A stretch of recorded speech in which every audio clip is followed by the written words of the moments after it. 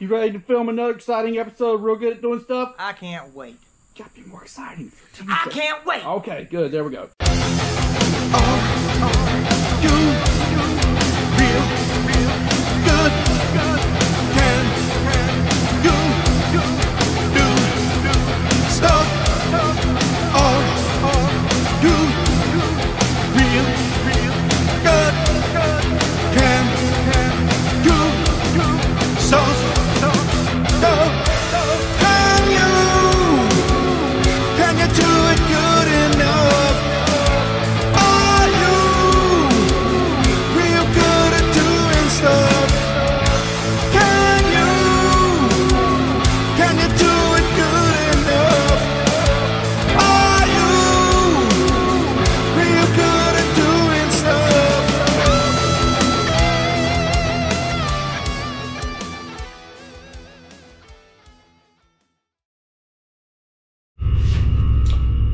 All right, real good stuff doers. We got the motor in LeRoy. It's back. It's like a boomerang. Come back to me. Anyhow, it's been running pretty good. We got the 6-second ET accomplished, but the other night we had a little accident, and we've got some damage here. So you can see this. Got a pretty big hole there. Pretty big hole here, and there's more behind this stud. So anyhow, we're gonna get it apart, take a look at the damage, and come up with a plan here and see if we can figure out what caused it. And anyhow, let's take a look.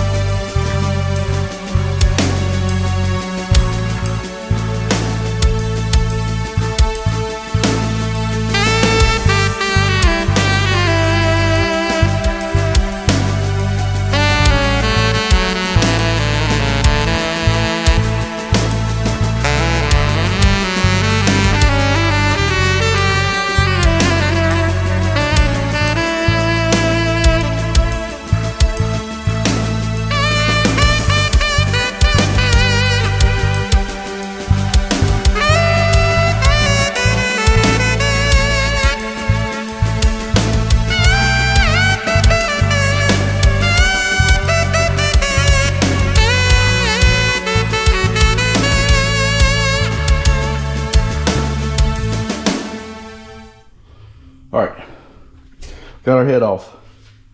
As you can see, big problems in here. Lots of aluminum missing on the deck side. There's holes over here. And that goes all the way through. So we gotta fix this up. Fortunately, the deck, it looks terrible, but I actually think it'll clean up with a little skim. don't think that'll be a problem at all. Now, the surprise here is that the other side has the same issue. We got a burnout spot right here in the cylinder head, right here. Torch the gasket, same situation, just didn't go out. But if you look, it's like did it at the point of where we have plenty of, you know, clamp. We got a 1/2 inch head bolt right here, and it did it there anyhow. Goes to show you, when it wants out, it wants out. All right. This cylinder, we got a wavy head gasket. Means it's a little pissed off too. Some of these feel, that one feels fairly normal. So anyhow, got a little more work to do here than we planned on, but that's okay.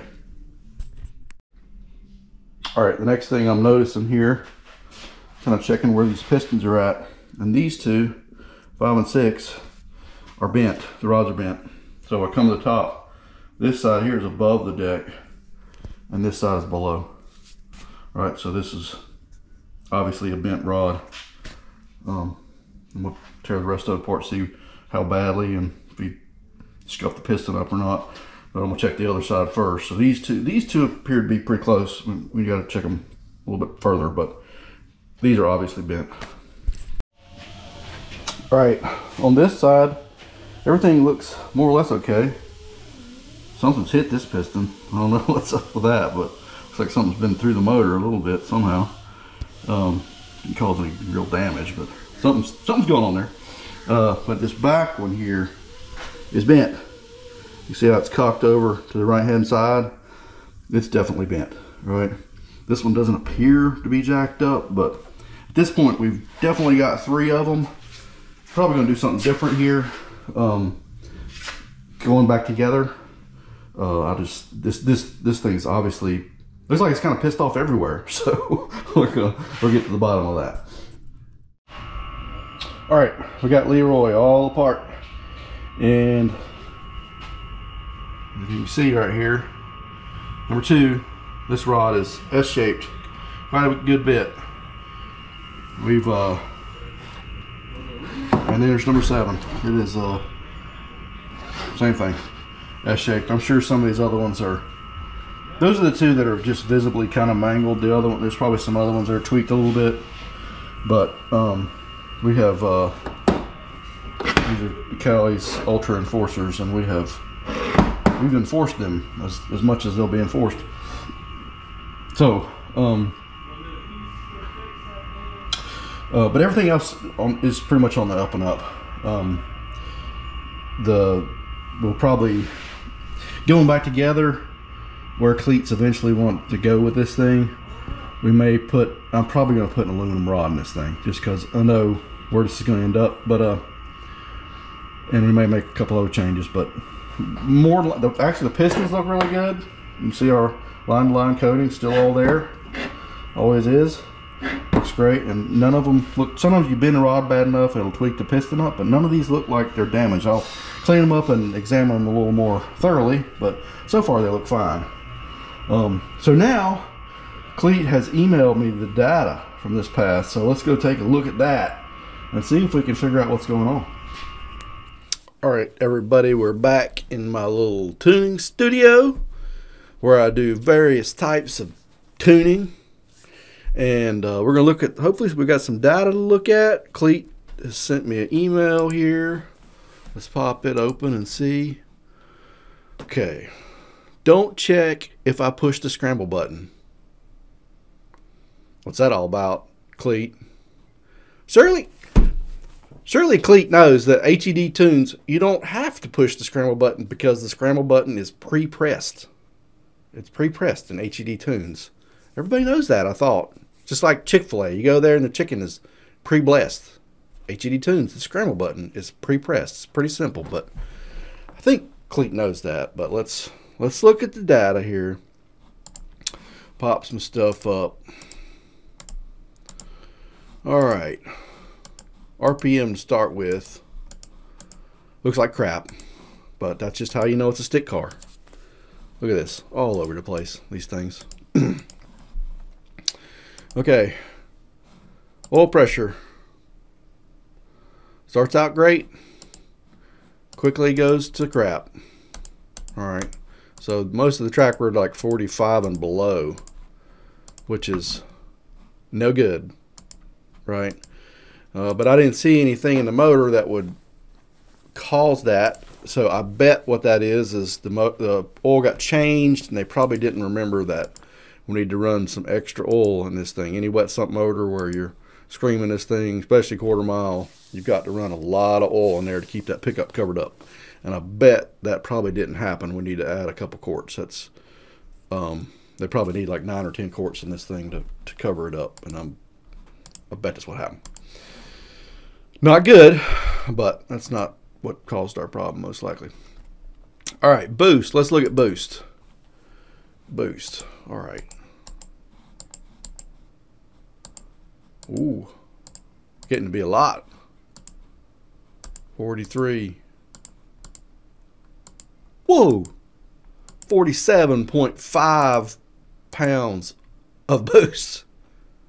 Wow, that's something's going on here. That's something. Can't look for the scramble button. At least I'm not looking for the scramble button. Oh, Cleet pressed the scramble button.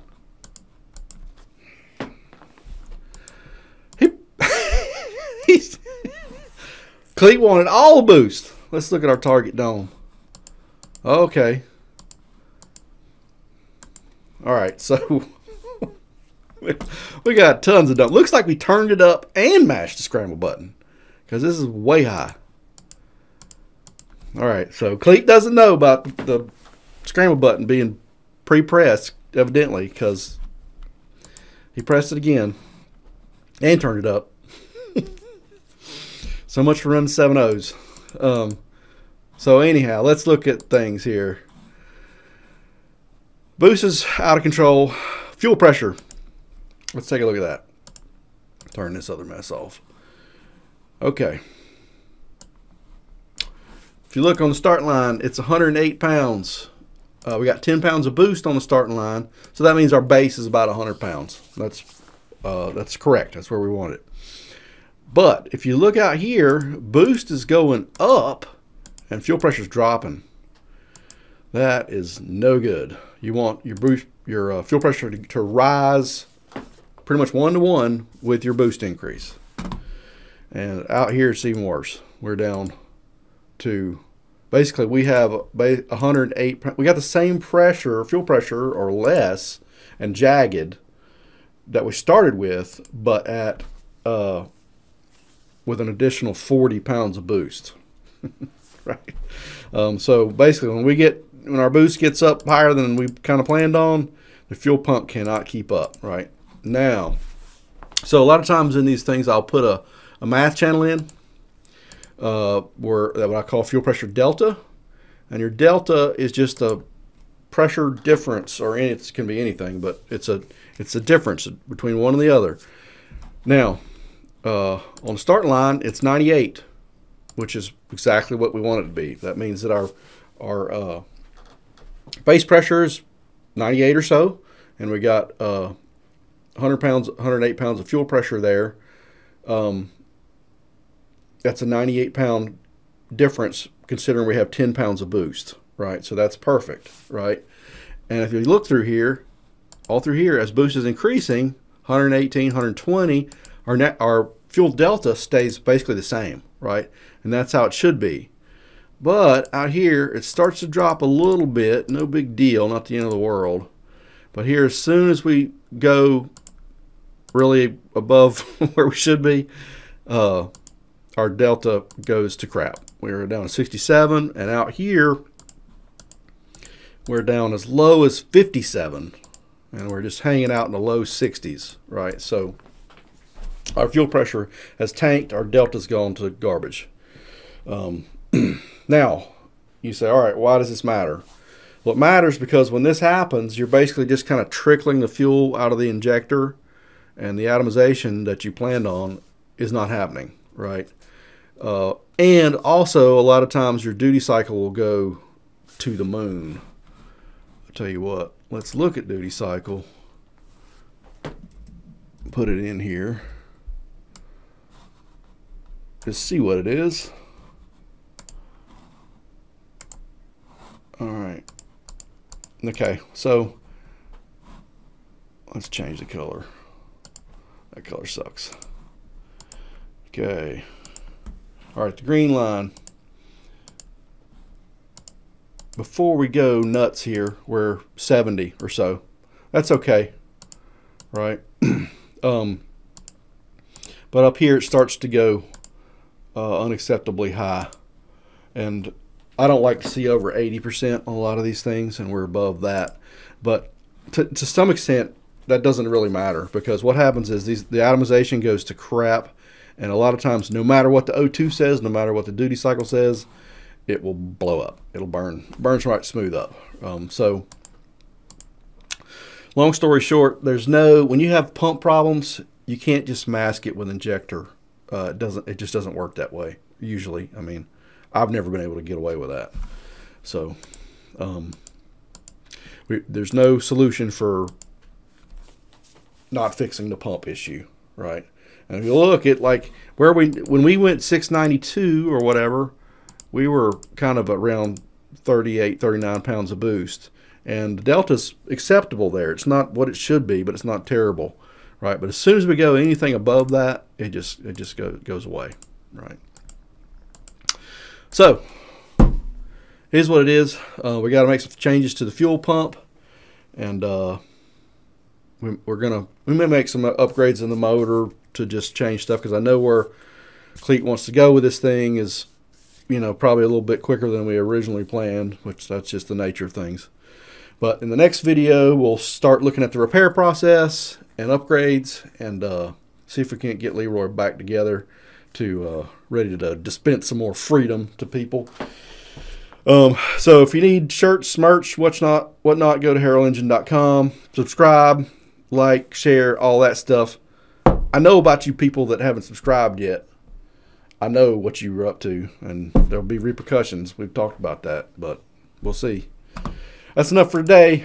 We'll see you on the next video.